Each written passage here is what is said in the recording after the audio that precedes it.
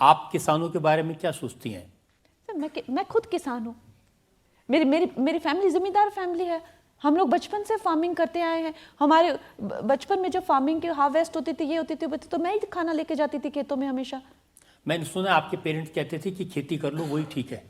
दादी कहती थी। हाँ, तो हम लोग किसान हैं, लेकिन एक तरह के जो अभी किसानों का बेड़ा जो है ना, वो एक तरह की जो है। आपके मन में क्या ऐसी कभी भावना है कि जहाँ पर किसान बैठे थे वहाँ बलात्कार हो सकते हैं, वहाँ हत्याएं हो सकती हैं? नहीं, मेरे मन में ये भावना है कि वो किसान आंदोलन जो है पूरी तरीके से जो हाईजैक कर लिया गया था। उसका किसान आंदोलन के थ्रू, ये कंगना क्योंकि एक बैकग्राउंड है, ये कोई पहली बार आपने नहीं कहा। ये मेरे पास में दिसंबर 2020 बीबीसी ने एक 88 साल की बुजुर्ग महिला का वीडियो पोस्ट किया था। तब आपने कहा था ये तो वही दादी है जो 100 रुपए लेके आई थी। नहीं, मैंने कहा था कि यहाँ पर जो है दिहाड़ी लेके जो है, और उन दिहाड़ियों के जो वीडियो है, 500-500 रुपए शाहीन बाग में सबको मिल रहे थे, बिरयानियां मिल रही थी, वो सबने देखा है, सबने देखे हैं वो वीडियोस। मैं चाहे तो मैं आपके सामने प्रोड्यूस कर दूंगी इस अदालत के सामने।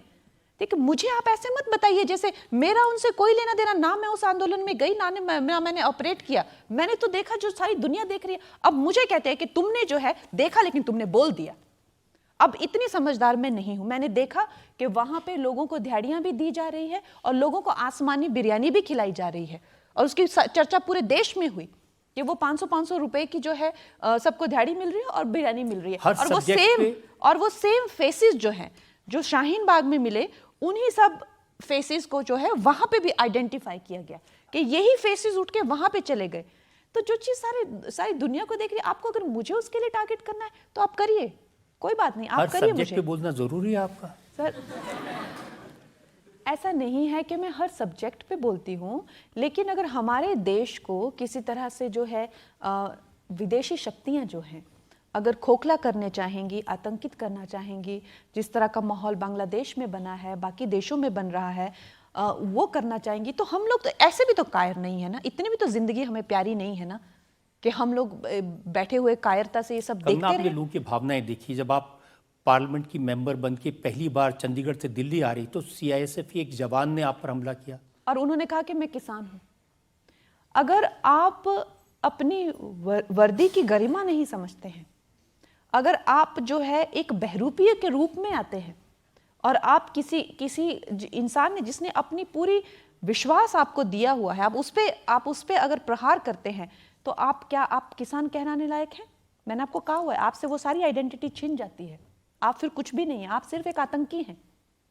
और उन्होंने ओपनली खालिस्तान की जो है वो मांग की, ओपनली खालिस्तान की मांग किसान आंदोलन में हुई है। मेरे पास कितनी वीडियो, पता नहीं इतने मासूम बन के लोग कैसे क्वेश्चंस पूछते हैं, आई डोंट अंडरस्टैंड। मेरे पास कितने सारे वीडियोस जो है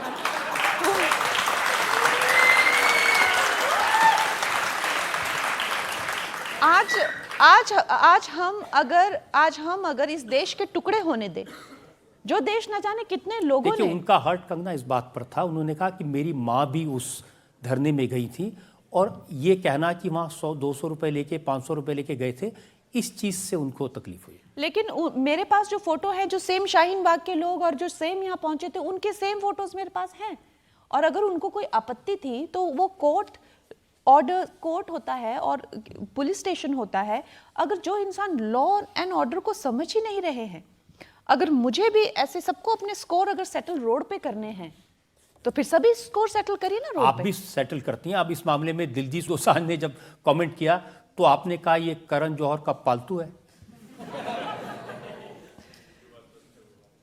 सर, सबसे पहले तो जो लोग इस देश का टुकड़े करना चाहते हैं, हम तो नहीं, देखिए हम तो फिर अपने होते हुए तो हम इस देश के टुकड़े होते हुए नहीं देख सकते ना, क्योंकि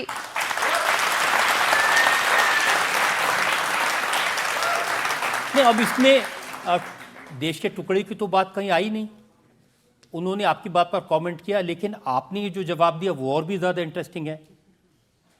आपने कहा, ओ चमचे चल, तू जिनकी चाट कर।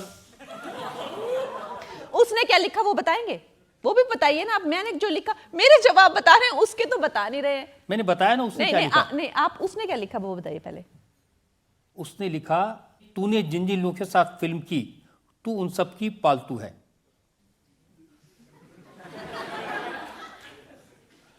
उससे पहले क्या, पालतू से पहले उसने क्या किया था कमेंट? यही पहला कमेंट है, उसके पहले तो आपका कमेंट है। नहीं पर नहीं, ऐसा कभी नहीं हो सकता कि मैं खुद जाके किसी से लड़ाई करूं। ये मेरा उसूल है, मैं इस उसूल पे चलती हूँ। अच्छा, सब तो ये मानते हैं कि सबसे पहले पंगा आप लेती हैं। नहीं, यही तो खरीदी हुई पब्लिसिटी होती है लोगों की। मैं कभी पंगा नहीं लेती, कभी भी मैं किसी से पंगा नहीं लेती। पहला पंगा मेरे साथ लिया जाता है, लेकिन उसको खत्म मैं करती हूँ, तो लोगों को लगता है कि शायद मैंने शुरू किया था। इस तरह की भाषा का इस्तेमाल करना वो तो ठीक नहीं है ना। आप जवाब दे सकती हैं, आपका अधिकार है, क्यों नहीं। जो लोग आपको सिर्फ एक तरह से नीचा दिखा के या एक तरह से गंदी भाषा यूज करके, गंदी शब्दावली यूज करके डराना चाहते हैं, मैंने कभी लाइन क्रॉस नहीं की, तो उनको मेरा एक ही है कि मैं उससे डरने वाली नहीं हूँ।